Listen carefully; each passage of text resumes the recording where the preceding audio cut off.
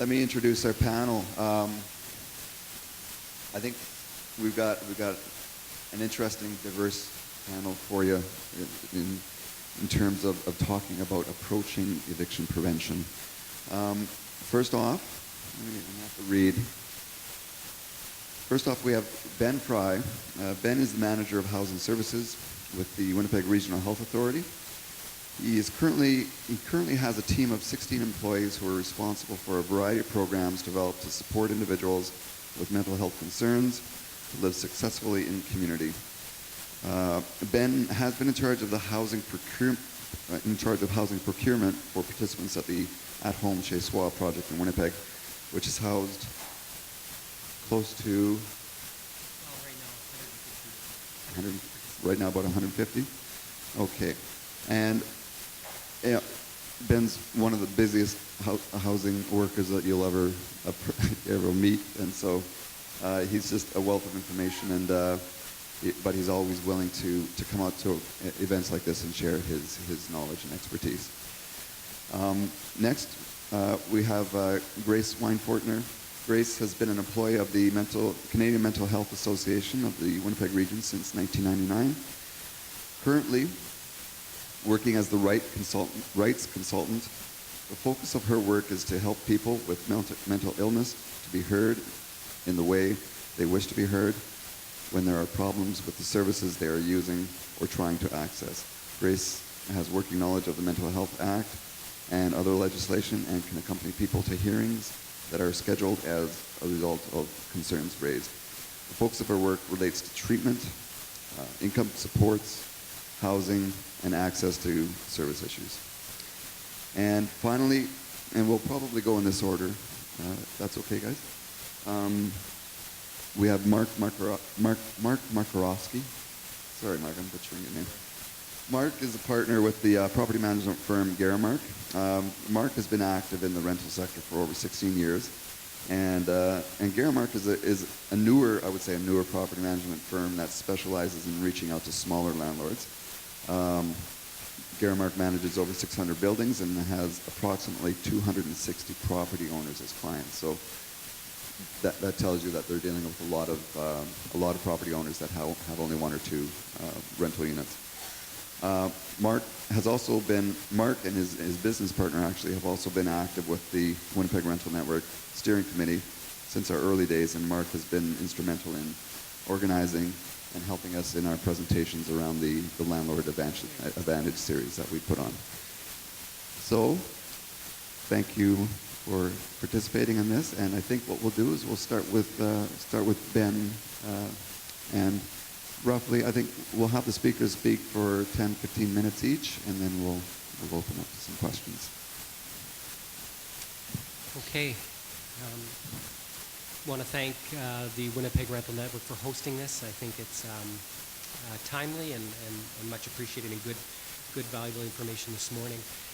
So I'll give you a quick summary of two key programs that we deliver and that we've been involved with in our service, and hopefully touch on aspects as to how it relates to stabilizing tenancies and preventing evictions.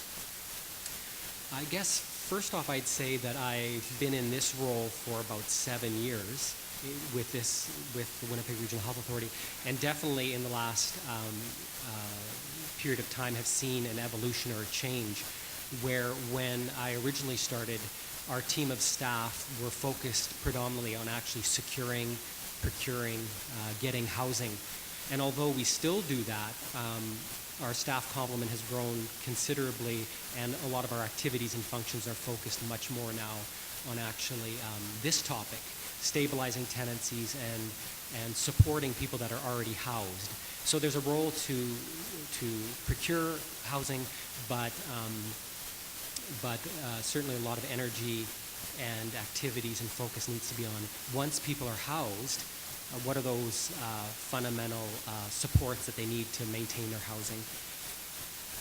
I think in part the market has signaled that. So the fact of the matter is there isn't a lot of housing when somebody loses their housing. So now we as support workers and services have to respond differently. but also aspects like poor rental history, which really prevents people from being able to get new opportunities if they lose their housing under poor circumstances. So the need to support people in their housing is critical. I would say the other thing I've noticed, and I would say in some of the more recent programming that we've been providing, is that there is an element of staff fatigue or staff burnout if they're consistently, repeatedly working with the same person who's lost housing, and they're finding housing again, and then they're representing that individual again to a landlord and trying to explain away or trying to give some support to that individual to get housing, but a lot of it's maybe crossing their fingers that this housing situation will be the one that works out, even though they know that in the last year that individuals maybe lost 2 or 3 housing opportunities. So I think the importance of services supporting people in their housing is also about trying to manage staff fatigue and staff burnout with repeatedly dealing with people who have a history of evictions. So I'll just tell you about 2 key programs, and I'll try to do this fairly quickly. It probably won't do justice because there's not enough time, but one is our involvement over the last few years with the Mental Health Commission project at Home Chez Soi, and that is the project in Winnipeg. It's happening in 5 cities, but in Winnipeg the target was to get 300 homeless individuals housed. We had a team of staff who worked with different service teams. We weren't providing the direct service to participants. We were the team of folks who were actually brokering the units with landlords. And it was about a year and a half ago that we secured our highest number of apartment units, and that was 275 apartment units. The reason I'm saying that is because I think there is important ingredients that we learned in the commission project that can help leverage a lot of units quickly, but we can always talk about those at another point. I think what we were challenged with in the commission project is folks were getting housed, but there were problems once they were housed, not all the time, but in certain circumstances where they may have unwanted guests, addiction issues, such as even like solvent abuse or solvent use issues, and also issues related to damage, which really affected their tenancy. And the other aspect I think we noticed is for some participants, them moving into housing, but if they're used to living on the street or living in shelters, in some cases their community comes with them. So, their friends are showing up, their buddies, their relatives, and first of all, they may not know that that's going to lead to problems in their tenancy, but the second issue is that's their community. So now that they're housed, for some of them, it would seem natural to want to let their buddies sleep over, but it would lead to eviction and stuff like that. I think some of the solutions that we looked at or implemented was around reporting standards. So, for example, when we learned that there were damage to units or there were problems or tenancies that were leading to evictions, we tried to facilitate better ways of reporting that information. There were times where we were discovering that there were problems, but that was on the day the landlord called and said, we want them out ASAP, only to learn that there had been problems occurring, but organizing a team response probably would have been more helpful in those circumstances. The other thing we learned is about increasing more frequent visits to the actual apartment unit. In some cases, clients or participants might not always feel comfortable with that. They'd rather come to an agency or drop in at a service office as they're out and about doing other errands or other activities. But really, that interaction is important, but also the interaction about actually a worker going to the unit, seeing the client in their space, having some conversation with them, observing how it's going and how they're living and if there's any needs and stuff like that, and that being kind of a preventative step. The other thing you'll notice in your package, we've included a couple handouts. One is a home checklist that we kind of developed, very simple one-page tool that the workers can just check off regarding their observations when they're actually in the apartment block. A couple other solutions is really getting the caretaker on board. We've certainly heard from landlords and caretakers who've called us numerous times and said, I don't want to evict this person. I can't count how many conversations have started like that with a landlord or caretaker. Not, I want to evict them, but most often, I don't want to evict them but it's leading in that direction. So even from a caretaker or landlord perspective, it's in their interest. They want these tenancies to work. It's too cost prohibitive to a landlord or a developer or a property management firm to constantly be evicting people. So getting the caretaker and landlord on board is really important, and having that kind of conversation and trying to determine in small steps what you could do with the participant to try and remedy that situation, whether it's disturbances at night or other kinds of things. Few other things as far as practical solutions. We had a couple big events. We had one unit that got completely burned, and water damage and a few other issues. I won't go into the details of that. But one of the things we explored for some participants is even looking at an instrument or tool that we've been able to include with their oven. So even though there's an oven in the unit, we get permission from the landlord, and we put in a little mechanical instrument into that oven that deactivates that element if it's left unattended for more than a few minutes. So that was one of the related incidents that we had where a unit did in fact burn, and we decided that for certain participants who may have poor memory issues or may not remember that their oven's on, to actually be able to shut that system off. And I could talk a bit about some other stuff. The only thing, just for the sake of time, is just I just want to say a few things about our relationship with landlords. I think it's important for us who do this work. We have a role to advocate for sure for our participants, but I think it's important that we balance advocacy with action.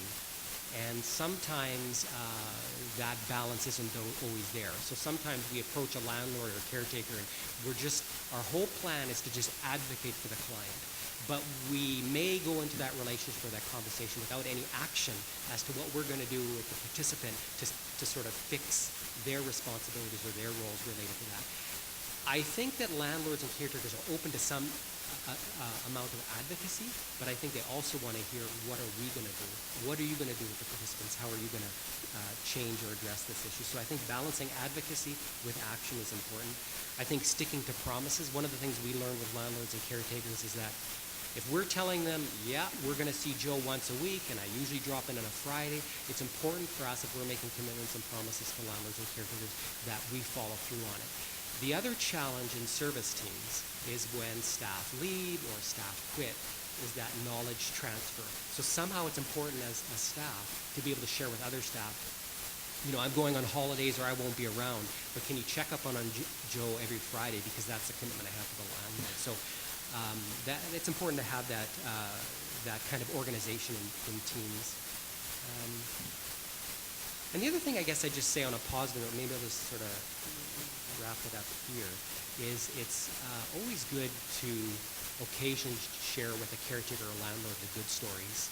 So if, for example, you have a client that's a tenant, and let's say they're doing really well, or they're successful, or they got a job, or they're volunteering, sometimes that information seems really irrelevant, and maybe even we think, well, the caretaker or landlord doesn't deserve that information, that's private. But I think sometimes there's a value in sharing with a landlord or caretaker, Joe got a job, or he's volunteering, or just to kind of share them some of those successes, because I think it kind of helps to build the bridge that really, in a lot of ways, landlords or caretakers are also a part of the team. Versus always approaching a caretaker or landlord with sort of a negative issue or something that's a problem that's got to be remedied. And the last thing I would say, and I said it in our small group, our team of 16 staff are mostly paraprofessionals. I think the paraprofessional role is a role that's somewhat understated. I think in a lot of social service environments, it's still the role of the clinician or the nurse or the social worker that's sort of at this level, and it's sort of seen as the professional, the person that really knows how to problem solve and handle the situation. And there might be some truth to that. I'm not knocking anybody who has a professional education or professional position. But what I would say is that I think the housing support worker role is really critical, really fundamental, and I think that this is a great venue to sort of bring paraprofessionals together who are really doing a lot of very important work, and work that's really hard, and work that doesn't always get the credit it deserves.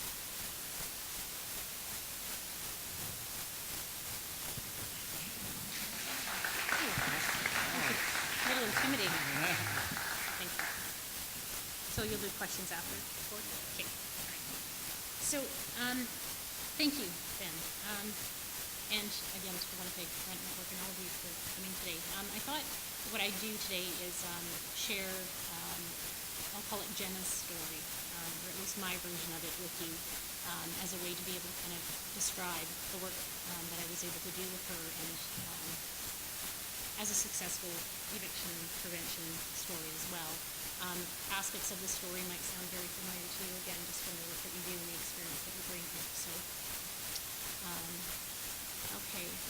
So, I picked up the phone one day, and a voice at the other line was, "I need your help. I don't know what to do. I'm going to be homeless." It wasn't, "Hi, this is who I am, and I'm calling about this." Teary-eyed, weeping at the other end of the phone, I took a moment to introduce who I was, asked her if she'd do the same, and she did. She introduced herself as Jenna. Jenna was someone who had no one to turn to in her life. She was alone, scared. She said that she was currently in hospital for physical health reasons, but had also experienced symptoms of depression that had severely begun to pose challenges with her daily living.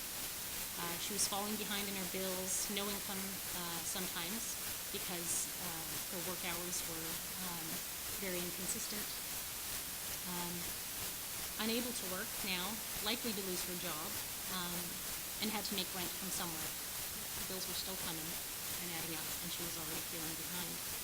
Her world had come crashing down, and she had recently been involved in a motor vehicle collision and suffered a broken foot as a result. She lived in a 3-story walk-up building on the 3rd floor, no way to gain access to her suite because of how badly damaged her foot was and unable to bear weight. So the doctors figured it would probably be at least 12 to 16 weeks before she'd be able to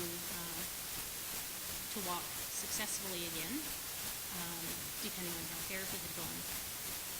Things had just spiraled out of control for her. Jenna had heard about this place called Canadian Mental Health Association, that somebody else had maybe got some help from there, and through the course of my conversation with her, it was very clear to me that Jenna was not comfortable with the fact that she was needing to reach out for help, to ask somebody else. She saw herself as a very strong, independent person up until this point, and really had to swallow her pride, would be probably how she would put it, in order to even make the phone call. She felt it was a real gouge to her as a person, and was really judging herself and felt judged for having to do that.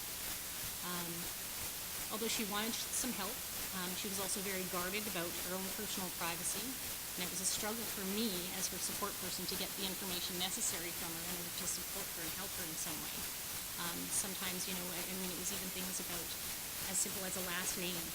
Very guarded about even giving me that, which a lot of times is kind of necessary if we're trying to support someone to find out different bits of information or try to help them.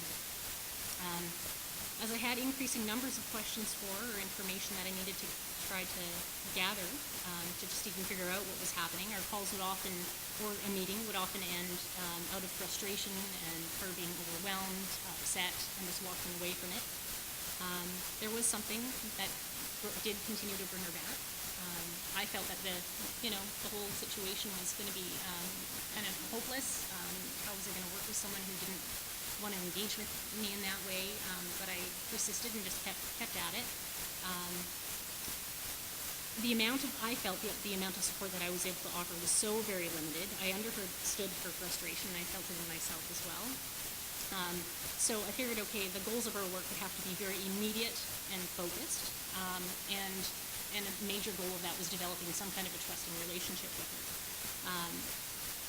So that, again, the goal being to prevent her from being homeless. And that's what I kept on bringing it back to in the midst of her frustration and devastation that she kept on feeling. And every time she'd feel like she'd want to hang up or walk out the door, or I guess me out of the room is what it was, just to kind of refocus her on why it was that she called in the first place, to try and keep her engaged. So in the midst of our mounting frustration, we were able to work together to secure employment and income assistance benefits. And she was, we were able to work things out where she would qualify for disability, which meant extra income for her, and not having the pressure to have to seek employment as well in the midst of everything that was going on. She was unable to stay in her home. As I mentioned earlier, she couldn't even gain access. So one of the things that we had to figure out upon her discharge from hospital was where she would stay, and also at least be able to stay in a place where she'd receive the services like meals and laundry assistance so that she could actually get those daily activities done. But she also didn't want to lose her place. So not only was the need to ask employment and income assistance for money in order to get that in place, it was also to continue the rent in her previous home, that's what it was to her, was a home. And this other situation was just going to be a very temporary thing until she was able to get back home. So that took a lot of work in order to get that done. If any of you work with folks in employment and income assistance, you know some of the challenges with that. So that's asking a lot of our department to do that. So we were successful actually in doing that. The idea again of losing her home was so much to bear. So that was a really crucial piece of our work. Another concern that she had was because it was due to non-payment of rent that she would probably be evicted, that she was also going to have a poor rental history as well, and then having to kind of start again and rebuild from that. So again, with ongoing communication with employment and income assistance, she was successful. During our efforts to secure income, she had been able to return home to collect some mail. At least she could access her mailbox on a pass from the hospital. In her mailbox, she noticed piles of stuff, which included notices of entry that had been sitting there for some time. They were requests from her landlord in order to gain access to her unit. In her absence, the building had been treated for bed bugs. As she flipped through all the correspondence from the landlord, she came to a letter indicating that due to the large accumulation of personal belongings in her unit, it could and likely would not be able to be treated effectively for bed bugs. And if the concern wasn't attended to in a reasonable amount of time, that she could face eviction. So finally the rent is paid and things were getting in place, and then she gets this. She's still not able to do those daily living activities. It was at that point that Jenna was able to share with me that I guess following the discovery that her landlord notices that she realized that things had probably gotten out of hand for her a lot earlier in her life than she thought. She came to realize that the state of her home was definitely unmanageable, and that landlord's notice about the accumulation of items, some people would probably call it a hoard, and that's how the landlord did describe it. That was a very difficult point for her to be able to talk about. So we focused our energy on applying for additional rental assistance because there was also a rental increase that was going to be happening. So we were able to access, fortunately with our 8 organizations, we had been allotted portable housing benefits, which was up to an additional $200 that she would be able to use towards her rent. Although that wasn't going to be happening immediately, and she knew that she would be on a waiting list for that, she knew that it was something worthwhile applying for. It wasn't an 8 years wait, but something, at least, for her to look forward to be able to make things more manageable. We also focused our work on connecting with supportive services that would be able to help her, that once she was able to get back into her unit, to be able to help her to be able to manage the mass of items that were there, to be able to keep her on track and keep her focused and the support that she needed in order to do that. Again, it was well outside her comfort zone to have someone not only just helping her, but then to come into her home and go through her personal belongings and help her to decide whether or not it was worth keeping or not, and felt that that was a very intrusive and very vulnerable space for her to be in. So it was really important that we had the supports in place. In the process of this, we also realized that we needed to connect with the landlord to say, okay, you know what, this is the circumstances. We've got some supports that are, en route. We're trying to do what it is that we can in order to support this person successfully, to get the unit in a condition that's manageable. The landlord was open to having that discussion, fortunately, in this situation, and said, you know what, clearly, she's not able to do it right now, but we're willing to, give her an amount of time. It wasn't a mediated agreement, but it was just an agreement between both parties, and the landlord felt, that she was able to overcome the barrier of being so behind in her rent, thought, you know what, yeah, I think I can give this person a chance, and so he did. One of the things that Jenna had often also struggled with was about coming across the way that she wanted to be heard. Again, she would often end up being very frustrated, and she'd kind of say things off the cuff and say things that she would regret. So one of the things that we had to do was make sure that an effective means of communication for her was through written correspondence between her and her landlord. And the landlord was open to that. It would be something for her to be able to think about when she was writing it out. If she said something or wrote something she'd regret, she could erase it, delete it, whatever the format was. It would also give her written records to be able to reflect back on, to say, okay, everything that's going on, the chaos of everything in my life, what was it that the landlord said that day, and what am I supposed to do again? So giving her that record to be able to reflect back on it. So eventually, in time, Jenna's foot healed. She was able to return home, and it was crucial for her to be able to get the help to declutter her space. So we were able to connect her with our rehabilitation and recovery services through the Canadian Mental Health Association, and with the support of a rehabilitation worker and a skills coach, we call them. They were able to, in a very therapeutic way, help her to declutter her home. It didn't happen at the rate that the landlord had hoped, and so the landlord did kind of start putting the gears on her and said, you know what, I appreciate the efforts that you've made, but you know what, we can't continue on like this. I'm not waiting anymore. It hasn't happened in a quick enough time for me as a landlord.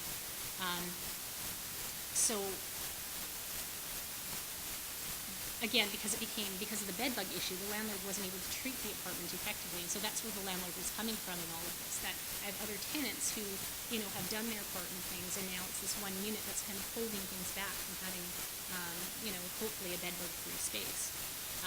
So the landlord decided to give Jenna notice, saying again that the apartment just wasn't in a reasonable, clean state.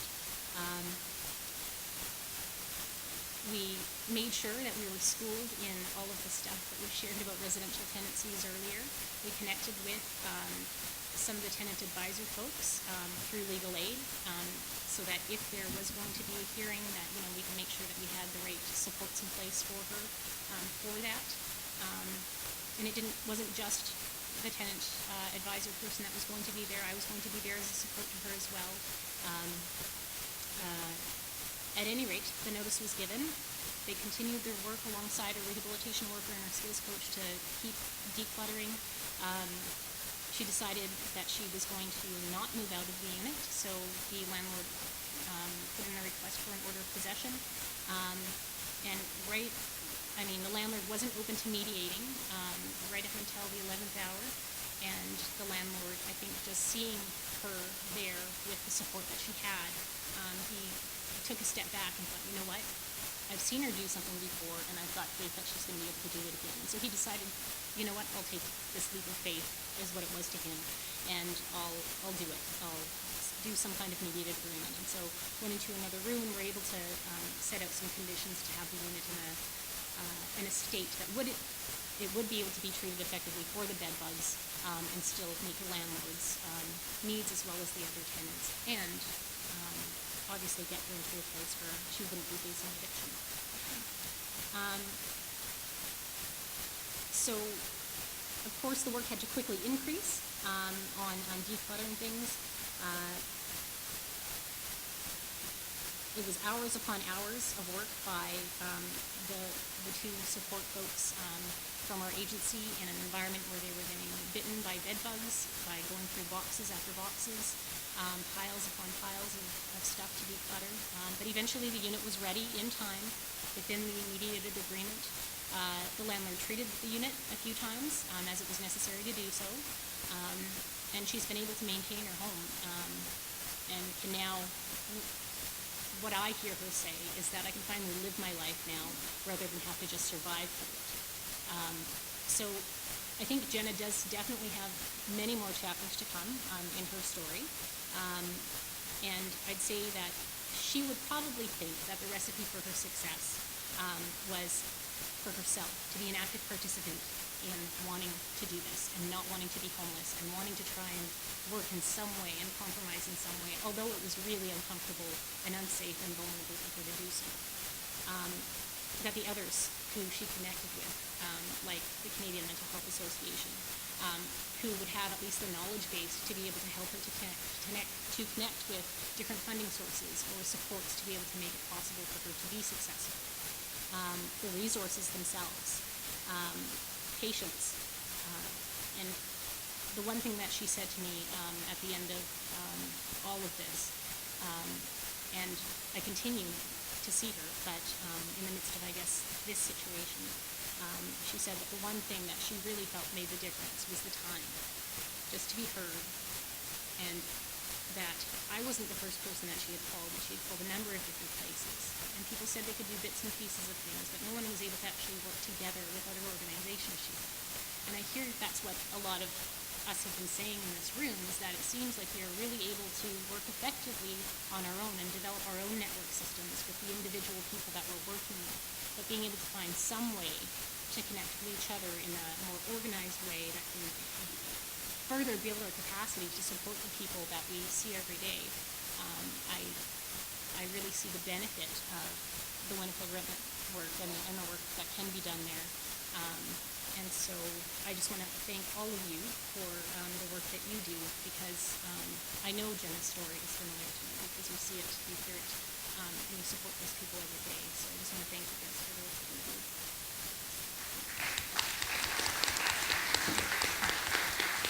Thank you, Grace. Mark, we'll go with. Hi, everybody. I'm glad to be here. Thanks, Gord, for inviting me to be able to answer some of your questions from a landlord's, perspective or viewpoint. A lot of the issues and points that I wanted to raise have already actually been touched upon by the panelists. The one thing I do want to stress one more time is that it's in everybody's best interest to avoid eviction at all costs. From an owner's point of view, it is a very time-consuming. It's very frustrating, very emotional, and also financially difficult to go through the eviction and then refilling the units over and over and over again. Having said that, there are a few things that as a tenant you can do and can negotiate with the landlord with when it comes time of difficulty. Some of the more common reasons for an eviction by a landlord would definitely be a damage to the unit, and then by far the biggest issue would be any kind of money argument over who owes who what and how much. It might be rent, it might be security deposit, it might be utilities, whatever it might be, it usually revolves around a money issue. And regarding that, just a brief little insight. Most landlords look at the history of the tenant. If the tenant has been truthful and promised to pay when they were going to pay, and promised to pay at the amount on a certain date, and will come through with that amount, and if that's been the history of the tenant, most landlords will give a lot more leeway. I mean, that's just common sense to that tenant. On the other hand, if a tenant says, you know what, I get paid next Friday, come pick up $200 next Friday, you show up next Friday and it's not there, chances are you're not going to give that tenant too many chances, especially if it happens over and over again. So that's common sense. The other kind of rule of thumb is a landlord probably would feel very, very uncomfortable letting a tenant go more than a month behind in rent. Even if there is trust between a landlord and tenant, just for financial reasons, and most tenants are paycheck to paycheck, even if they want to pay back 2 months worth of rent, it's very, very difficult. And it's very, very to climb out of that hole. So landlord would try very, very hard to not allow a tenant to go past 1 month without paying the rent. What else? Security deposit. Usually, a lot of tenants think that, well, the landlord has my security deposit, so I have a lot more leeway. Usually, the security deposit is not factored into any kind of rent owed. Landlord always in the back of their minds reserve that for any other issue that might arise in the tenancy, and don't really use it in the calculation or the comfort level of how much they can negotiate with a tenant and as to when they're going to pay. A landlord, if they have a good relationship with a landlord, can always approach a landlord outside of residential tenancies act and say, you know what, let's do some sort of a contract. Let's do a promissory note. Let's put something in writing where I can show you what I can do, when I can pay, how much I can pay, how I can catch up on whatever the default might be, and we can agree to. Again, that's all fine and dandy, but the key is, will that tenant abide by the conditions on that agreement? If yes, there's no problem, guaranteed there's no eviction. If no, there will be a problem. So a lot of it is it's a two-way street, like any other relationship. Landlord and tenant is a two-way street, and a lot of it is built on trust, and that trust has to be gained by both the landlord and the tenant. And in that case, there is a lot of ways that there's many examples with the help of support workers or anybody else, they can get the issues of landlord-tenant relationship worked out. So with that, I'm ready to take some questions. I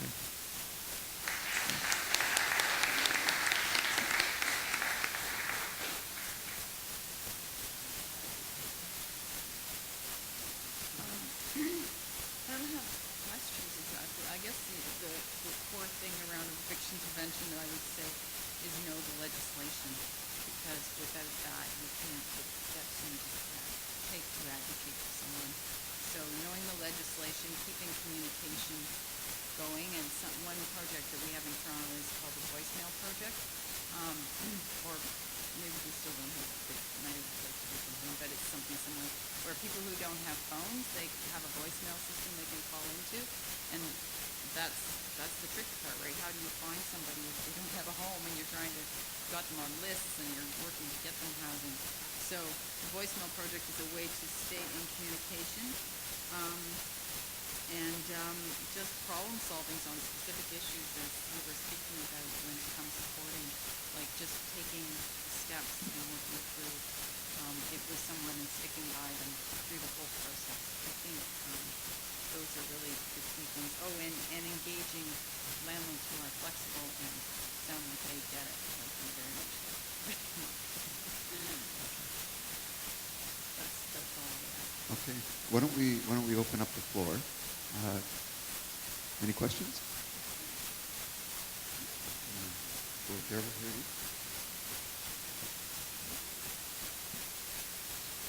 Question for Mark and then a question for Ben. Mark, in my function as tenant landlord cooperation coordinator in Sydney, north of Winnipeg, I do recommend to most landlords to include a document in their lease that would read something like, if the tenant is 5 days or more behind in the rent, it becomes mandatory for them to contact the RTB and enter into an immediate agreement themselves. And that document is an integral part of the lease. Let's put your thoughts on that one. And the other questions for Ben is, we talked about helping the same individual on several occasions. Now, we find the same thing, pardon me. And one of the issues becomes your own credibility, and at what point do you just let go? What do you mean by let go? If it's a let go, if you say, well, this person, we don't have a need to support them. So, Is this for me or is it for The first part was you. Okay. As far as the piece on adding a sheet of paper with instructions how to contact residential tenancies, it's a good idea, but it might not be necessary, and I'll explain. Everybody, both landlords and tenants, have to know the act. They have to know their rights and their responsibilities. Both are just as important, the rights and also responsibilities. And both landlords and tenants have them, and they have to be aware of them. A lot of the problems are from the fact where one steps on the other's rights and the other one doesn't follow up with their responsibilities. That's usually when the conflict arises. As far as that piece of paper is, I think a lot of you out there might have a reservation by having tenants instantly contact the residential tenancies and go for a mediated agreement, because a mediated agreement is so final. So even though it might be a great idea, it might not be necessary to include that in the lease themselves, because a lot of the issues that might arise can be solved outside of residential tenancies.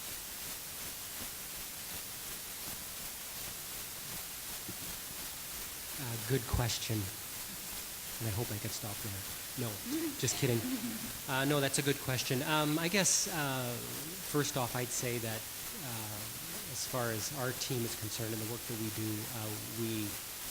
we certainly don't try to have in our frame of reference an option that we're quitting with clients, or that there's an exit stage left for clients that are too difficult. So we persist in our work and our efforts with them. I would say that that's actually a question that we posed to Sam Simbaris, who's the founder of Pathways to Housing from New York. The reason I reference him is because it's really that model of service delivery that has been applied to the at-home Chez Soi project in Winnipeg. And Sam said when they started Pathways to Housing in New York, they also struggled with that as a team ethically. You know, how do they continue to work with people who are repeatedly losing housing, and also that in a lot of ways are risking their leverage and their relationship with landlords. And basically one of the things Sam said, and just so that my reply doesn't go on and on and on, basically what Sam said is that what they decided to do as a team is to allow for clients to move to narrow and narrow resources as far as housing is concerned. So he sort of described it as a funnel. He said when you get a client and you're offering them housing options, the options are like a funnel. So there's a whole range of housing alternatives or places they could live. But as they lose that housing and burn bridges repeatedly, the team in some ways starts implementing the opposite type of funnel, where the options are like this. So as the client's looking for options, they become less and less. What I'm saying by that is that as a service team, we've had to at times see clients just go to shelters. It's not what we want to support. It's not where we want to see them. We've had the conversation repeatedly, but for a variety of reasons, their behavior, their choices, their situation has led them where right now the only option for them is a shelter. And we try to support them to build up that reference, to try to build up some credibility and some capacity, so eventually that funnel can reverse itself again and they can start taking advantage of more and more options. The only other thing I'd like to say is that for clients with a variety of complex needs, I think the ACT or PACT type model of service for mental health clients, I'm talking about in particular, has been quite valuable. So where it's not just one worker working with a client, but it's a pod or team approach. That's actually what's been quite successful to the Pathways to Housing model, is you serve the client and support the client in a team context. Actually, Elaine Pichet is here from Mount Carmel, the ACT team, and that's very much how they operate to support their very challenging clients who have a whole variety of needs. They do it in the context of a team. So I hope that sort of helps.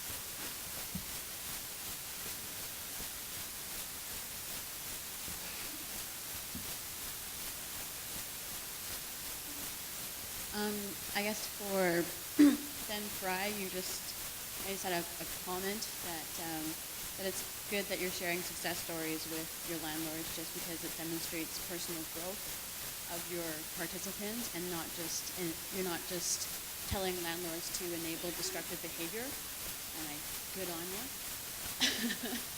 And for Grace, that sounds like a pretty maybe it's a regular kind of everyday kind of story with Jenna, but I guess my question is, what were some of the supports for your support workers when they were working in that environment? I mean, did they have families? Did they? Yeah, I think the whole situation about the bed bugs, I think that's kind of where things really came to a breaking point. Or maybe not even a breaking point. There was some pretty high intensity that the staff were experiencing. I mean, all of us in that situation might. So collegial support was huge. I mean, I think one of the things about our organization is that we really feel that as an agency we need to support each other as colleagues. So be that debriefing with colleagues and figuring out ways to be able to try and address whatever it is that might be going on for them. Encouraging and doing what we would for our clients in a lot of ways. So encouraging them to use whatever supports that they needed to in order to be able to they wanted to do the work, but they had apprehensions and they were feeling kind of stressed about it. So, well, what was it that they needed in order for them to be able to do the work successfully? They didn't want to be bringing the bugs home with them. So what could they do in their cars or to be able to, getting information about and demystifying a lot of things was a big part of it about bed bugs in general. And putting their minds to ease about, the likelihood of them taking that home, but also putting in safety precautions so that they could kind of get through that psychological thing that was going on for them as a support person. And just making sure, again, that they knew that there was some mechanism within our agency or that they could go outside of their colleagues and supervisors at our place. I think it's just a culture of support, I think, that has been created within our agency that I think was a big part of that success. And I hear what you're saying because I think that's a very common thing. And I know in the work that I was doing as a person, just the mounting frustration that I would feel. But I was able to say to her at the same time, you know what, Jenna, you're making it really difficult for me to be able to help you. And it was really hard for me to be able to say that to her as a support person, but I felt it needed to be said because I needed her to know that I had my limits. She needed to know that in order for me to be able to help her. Otherwise, we weren't going to go anywhere. Yeah, just because you're a helper, you're not superhuman, right? Exactly. And I guess how were their efforts? Celebrated or recognized? Because I mean, how were the support workers' efforts recognized or celebrated for that sounded like a lot of hard work helping a hoarder detach themselves from stuff that they find really valuable, right? And then also being in a bed bug environment. And I think just knowing that she wasn't evicted, and that was the whole goal in the first place. awesome. And her being able to be a successful tenant. The story itself was the success. Yeah, and I think in human services that those are the rewards, and that's the reality. And that's what we cling to. All right. We're in it. And for Mr. Mark, do all landlords have access to the renter's history, and how is that history? How is that history obtained? Is it like on a big computer file? Poor renters, blacklist. You're talking about the residential tenancies? No. The renter's history. So you just said that that as a landlord that you guys have access to a renter's history. No. It's that individual tenant landlord relationship. So, for instance, if the tenant moved in December and they've been living already in the unit for 5-6 months, that's the relationship I'm talking about. The one that's built. We don't have those type of insights with other landlords. Thinking of what was the previous one. The only thing we know is what happened with residential tenancies if it ever went to a hearing. That's what I meant. Sorry. Great questions. Landlords do have access to the order system. You have to pay to do a search of the order system that the RTB has, and so information that has gone through the RTB has gone against tenants is there. So that's another way that landlords screen. I really like your comment, Janet, about how you decided to keep all landlords on the network. And I guess it's kind of a derogatory term, but we often use it. And there's a definite place for our slumlords. And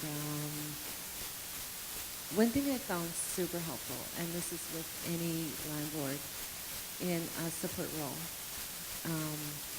for the tenant, the potential tenant, is that although some of the landlords, they don't look at your history or do a search at RTB, they don't care. There are certain things that they are particular about.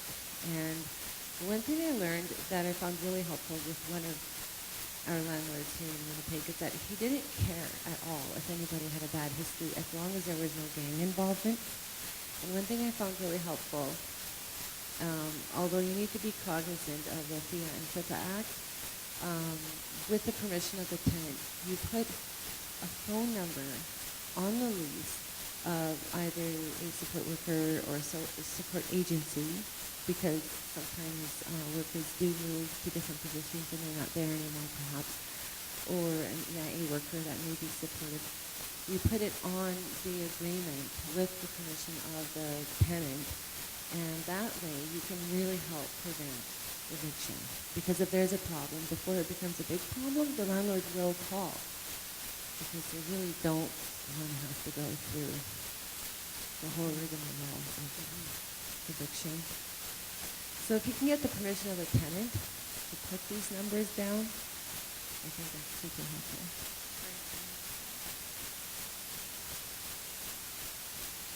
And I just wanted to add, I mean, I think one of our hopes with the Landlord Advantage series is that we talk about slumlords. The reality is there's a lot of landlords, small, particularly in the inner city, that just have one or two units. They don't know, they're not aware of the RTB system. They don't know the rules, and we're kind of hoping that we can pull some of those people in and start the process of getting them on track.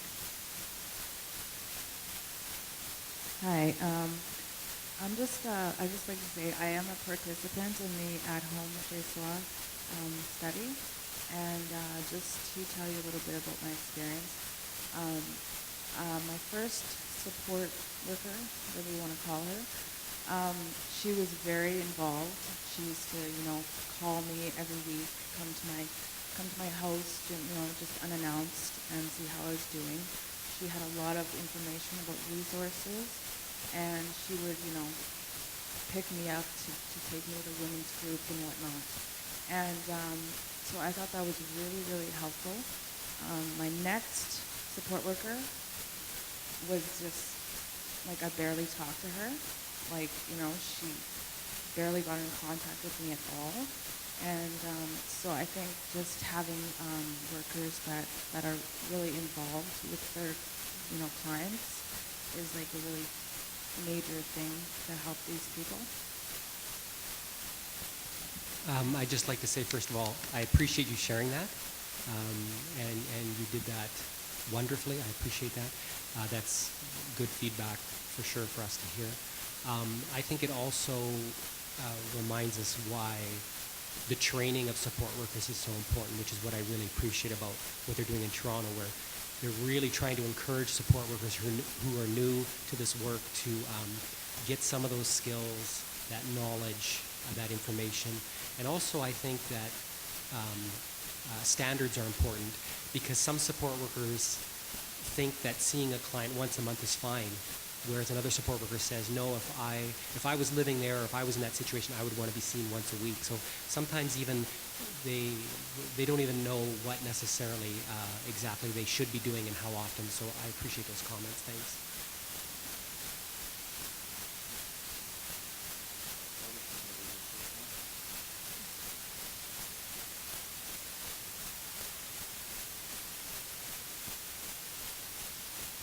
I know we talked a lot about the legislation and politics. My concern is, because I work with a lot of newcomers, First Nations communities, people with low literacy level, language barriers. How can we make the language user-friendly? Because I know sometimes I don't even understand it, so how can I explain it to a participant or a client? Because sometimes they don't quite get it either. So I think there's a lot of things they don't like when they come from their home country. They won't understand it just as much when they come here, because I know people from my own home country, it's a totally different situation when you rent there and when you're coming into Canada. Like one of my clients, she didn't know she had to give a notice and to sublet, and I had to go through everything from the basics. So any suggestions there? I mean, I think in my experience, what's her name? I'm terrible for names. Residential Tenancies Branch. Louise, thank you. Just being able to connect with a resource like that, who know how to put the legislation into common language is really important. People like the tenant advisor folks, again, it's their role to be able to kind of make that link through, here's what the legislation is, and here's how you actually apply it to your everyday life. So taking advantage of those people in the community to be able to translate and relay that information so that not only that you're understanding it, but definitely, just in your relationship with your client or participant, you might be able to relay it in even a more personal way to that person just because of the rapport that you've developed with them personally. So I think just taking advantage of those community resources is really, really crucial, especially when it comes to landlord-tenant type legislation. Okay. It was just mentioned that the RTB also has some fact sheets that are issued in multiple languages. Okay, so you can probably check the website.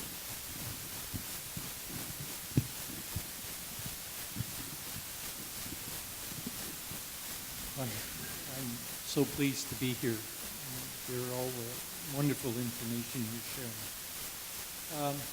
Is there a difference between Ontario and Manitoba? Or rather, what I'm asking is, if a landlord buys a building and evicts the people there because they're redoing the whole building, is there a responsibility to the tenants, especially if the tenants are in the category of utilizing social assistance, or they're the working poor, do they get any kind of consideration in terms of continued, residence in the building?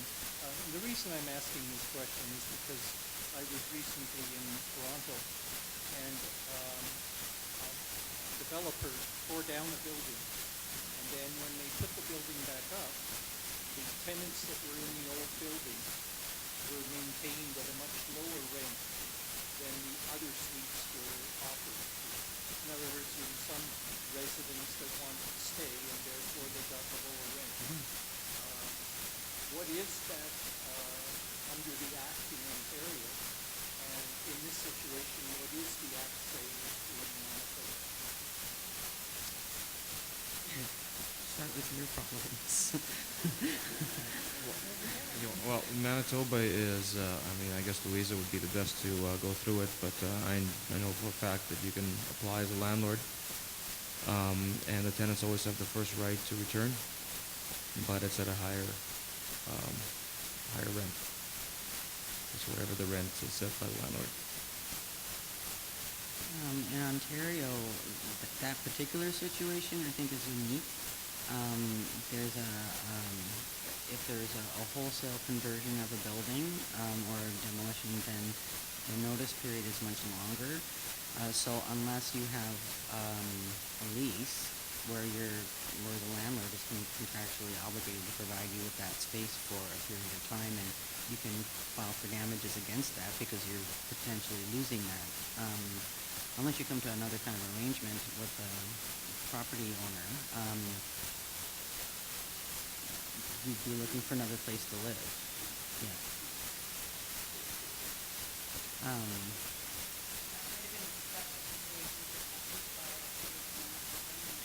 Yeah. Yeah. That was probably some sort of grandfathered rent control, because there is no rent control in Ontario anymore.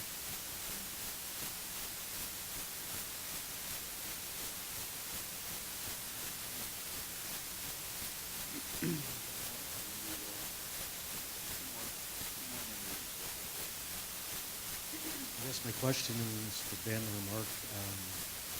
A lot of agencies in the city now are requiring a damage deposit before they'll accept an application. And to me, that's a discriminatory tactic against low-income people or people in social assistance, because they do not have the funds to go in this direction.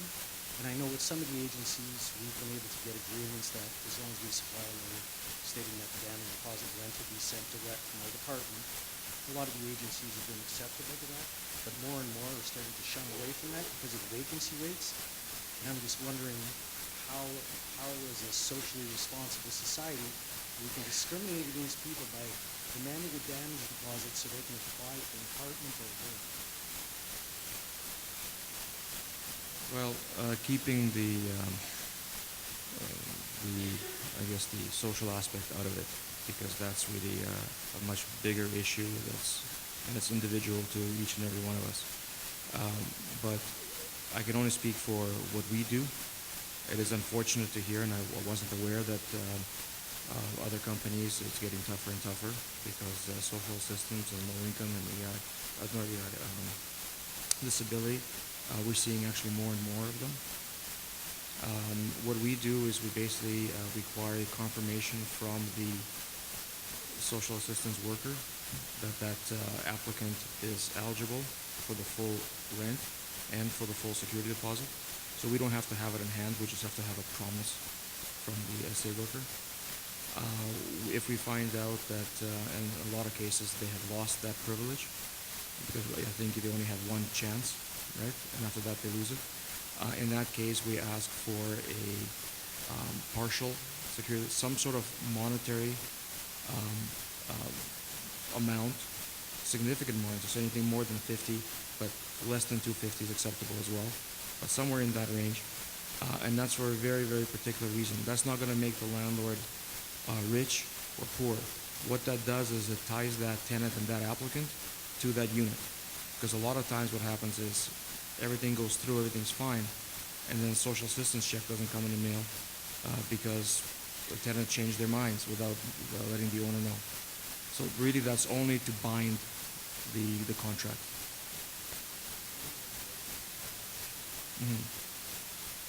Well, I don't get the logic of it, to be honest with you. Like it's the first time I'm hearing it, but I don't get the logic if that's the case.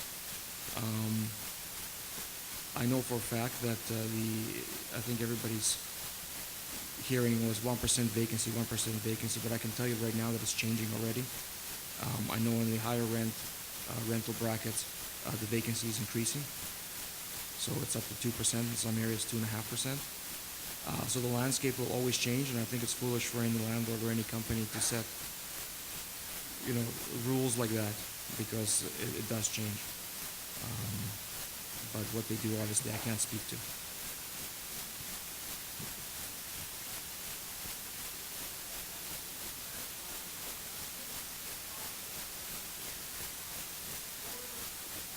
I'm not sure what your name is, but Gordon. Gordon's question, I think, was about the practice of having a deposit before the application. For the privilege of applying, there's a deposit required. Absolutely, there is. So that's what is becoming a barrier for people on social assistance. It's not if we get a promissory phone call or anything from a social assistance worker saying that applicant is eligible. That's all we need. It's good to know that Garemark will take a promissory everybody should. Like I said, I wasn't aware that some don't because it makes no sense to me. So we just met with the Minister of RTB about this, or the Minister responsible for RTB about this, because it's become a problem for tenants making applications. The only issue is, and this is something that has to be clarified, and everybody plays this differently, is if the tenant is not eligible. So if the tenant is not eligible, if they've lost their privilege to get a damage deposit or security deposit, actually that means two different things, but for all intents and purposes, let's call it the same. If they've lost it, I would require some sort of monetary contribution from the applicant. It doesn't have to be the full security deposit, or damage deposit, but something in order to bind them to that unit. Okay, one more question, and it's over here. I just want to know, when you sign a complaint letter or file a complaint, who receives it? And how long does it take to act on it? That's a very interesting question. There's no straight answer for that, and I'll tell you why. As a property management company, we're in a sense a third party. We're one removed from the ownership. So whatever the request might be, it takes time for us to get authorization from the owner, and more importantly, funds transferred from the owner before we get contractors to go out and do things. So if it was my building personally, it's a yes, no, boom, we get it done, over with. But in a property management, we have the funds doesn't come from us, it comes from the owner. So that takes time. and unfortunately, a lot of times it takes us to be very heavy-handed with the owner-client in order to get things done. But that's the best we can do. Okay, thank you. Thank you to the panelists. And